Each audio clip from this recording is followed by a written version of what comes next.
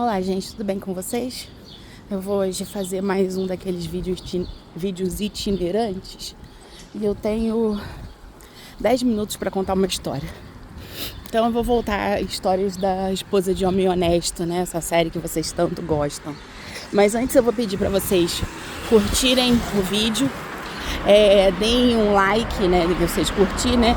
Ativem os sininhos das notificações e, por favor, se inscrevam no canal, tá?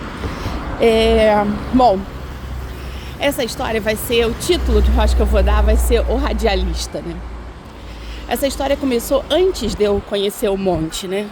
Antes de eu conhecer esse homem honesto aí, que tá trabalhando igual um burro de carga para poder implantar esse novo sistema aí. Então ela é uma história muito anterior a tudo isso que vai acontecer depois que a gente se casa, né? Só que o interessante dessa história é que ela vai desembocar nessa situação. Então por isso que eu não posso deixar de contá-la, né? Eu conheci o Monte num aplicativo de jogos chamado Second Life, que era um simulador da vida real, né? Um simulacro da vida real. Então ali você tinha casas, ilhas, praias, lugares reproduzidos da vida real, né? As grandes cidades do mundo. Tinha o Rio de Janeiro lá, tinha a praia de Copacabana, enfim. Você tinha ali uma grande, né, quantidade de coisas similares à vida real, né? E lá você era um boneco chamado Avatar. E aí você comprava sua skin, né, que era a sua pele, comprava as suas roupas, enfim. E vivenciava lá como se você fosse um bonequinho, né, interagindo com as outras pessoas. O Second Life, ele já se envolveu em muita confusão. E eu nem quero entrar nesse mérito agora, porque não faz parte desse vídeo, mas dá pra entender por que tudo isso aconteceu lá dentro. Antes de conhecer o Monte, eu fazia parte de um grupo, né? Devido a um amigo meu que era um secretário de saúde numa cidade de Minas. E lá ele começou a se relacionar com uma mulher. E a partir daí essa mulher tinha 2 amigas. Então acabou que todo mundo ficou, abre aspas, amigo fecha aspas, né? Mas meu vínculo realmente era com ele, né? E essa menina começou, ela era muito bonita, garota, muito, uma das 3, né? Ela era muito bonita. E quando eu falo muito bonita, eu falo muito bonita mesmo. E essa garota, ela queria muito ter um namorado, enfim. E aí ela se relacionou com vários caras, mas nenhum relacionamento atingia ou dava o resultado que ela queria, né? E ela acabava terminando. Até que teve um dia que ela conheceu um cara. Aí esse cara, que é esse radialista, aqui do Centro-Oeste, né? Nessa região aqui que pega Mato Grosso, Goiás, enfim. Esse cara, ele começou a namorar com ela. E, enfim, ele deu o nome dele real, falou onde trabalhava. Ela ligou pro trabalho dele para constatar que ele trabalhava lá mesmo. Ou seja, ela queria, de certa forma, ele queria dar os dados reais para poder, né, gerar uma, como eu poderia dizer, uma situação de maior confiança para ela, né? Só que algumas coisas no comportamento dele incomodavam muito ela, tipo os horários que ele logava, né? O fato dele parecer que estava sumido, mas de repente aparecer do nada. Enfim, ele dava aqueles chamados perdidos.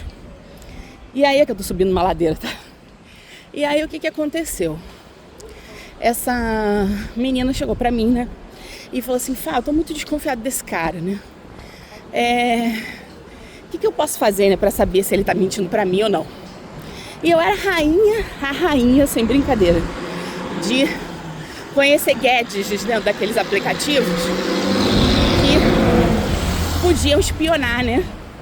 E o porquê da espionagem? Porque eu já tinha sido traída, né? Então eu não queria ser traída ali também no jogo, né? Então eu tive alguns namorados que eram formados em informática dentro do jogo, né? E eles acabaram me orientando, né, com relação a esses gadgets. E tinha um gadget em especial que ele era muito legal, porque uma vez que a pessoa fosse seu amigo, você podia literalmente rastrear tudo que ela fazia no jogo. Ou seja, você colocava o login dela ali, né? Esse login ia via MAC do sistema, né? que o Second Life ele trabalhava com Mac, né? E a partir daí você via se a pessoa usou um avatar real, usou um segundo avatar, né? Real eu digo assim, era o principal, né? E bingo!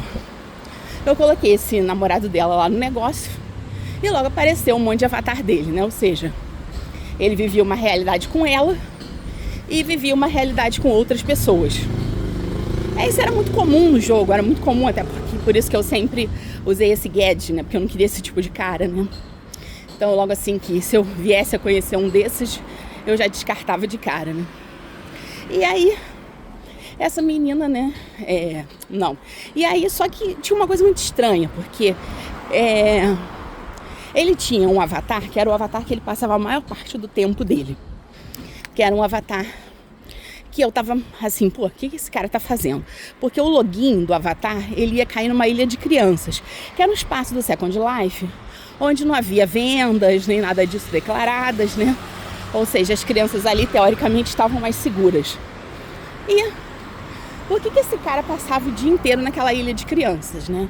Ele tinha falado pra ela que não tinha filhos, né? Então, enfim, que ele poderia até estar ali tomando conta dos filhos, né, e tal. Mas não era essa a questão. E aí, então, a gente pegou, né, e... Aí eu peguei e falei assim, eu vou lá. Aí eu peguei a Lange, né, que era o login, né, daquele lugar. Peguei um outro avatar meu, que ele não sabia que eu tinha, né, e fui até lá pra poder saber o que esse cara tava fazendo. E qual não foi minha surpresa ao chegar lá e ver que o que ele tava fazendo era interagir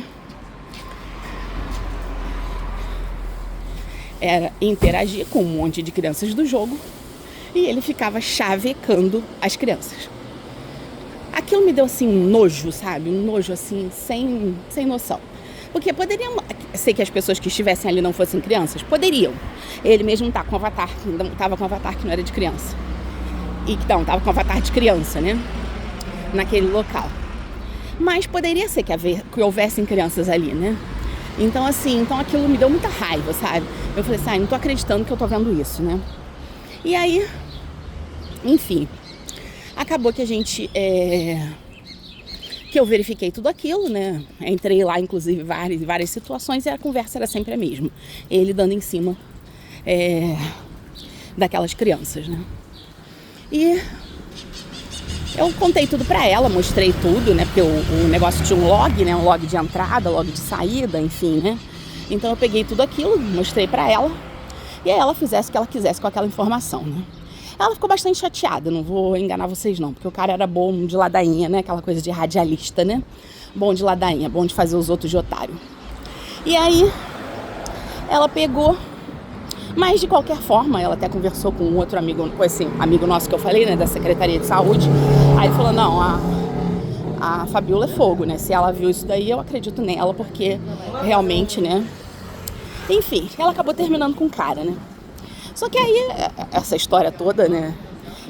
Só que houve um negócio muito peculiar nessa história toda, que foi o fato de que ela tava trocando fotos. Ela tava trocando fotos com ele, e várias dessas fotos, que ela enviou, eram fotos que ela tava nua.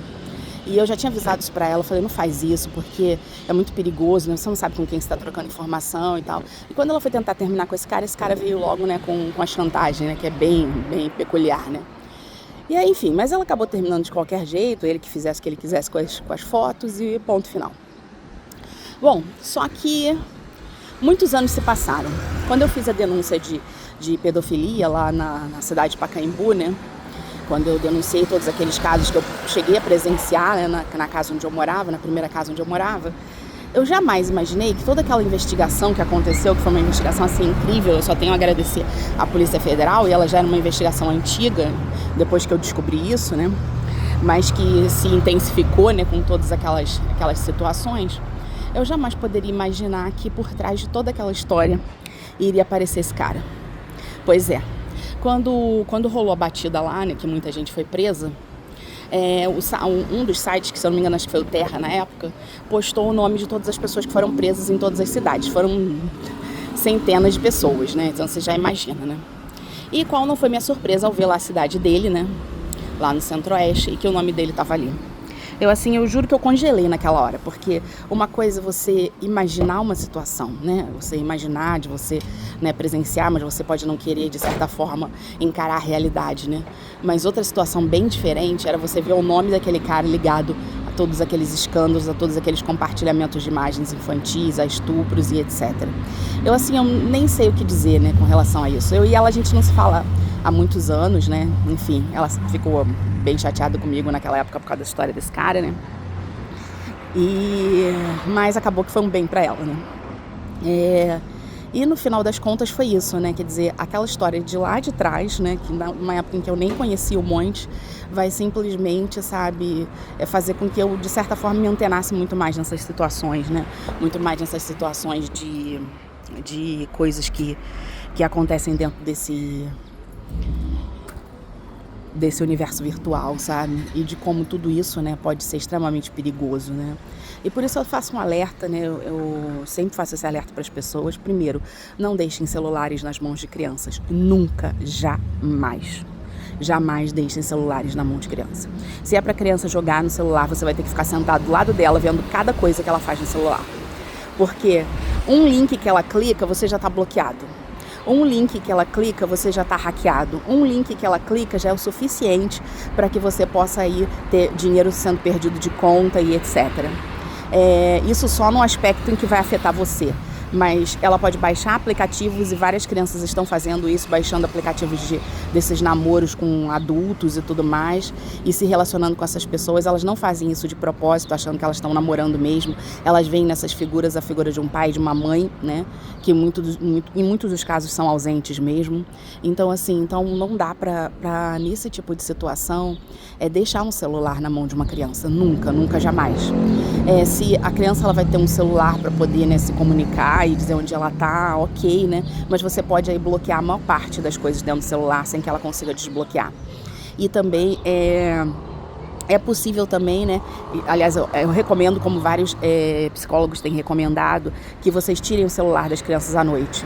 Jamais deixem uma criança com o celular dentro do quarto sozinha, porque ela pode estar ali entrando em sites, enviando fotos. Agora, várias crianças têm enviado fotos que os bandidos têm oferecido R$10, R$14, dinheiro pra bala, tá?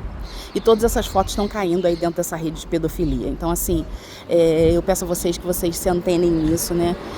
Cuidado com esses criminosos sexuais e, principalmente, cuidado com o que os seus filhos fazem nos celulares, porque essa vira uma situação extremamente desastrosa. Bom, enfim, essa é a história da esposa de homem honesto por hoje, né? E eu peço que vocês fiquem bem, cuidado com os celulares, cuidado com a rede de internet, porque ela se transformou num local assim com muitos criminosos. É isso, gente, um beijo, tchau.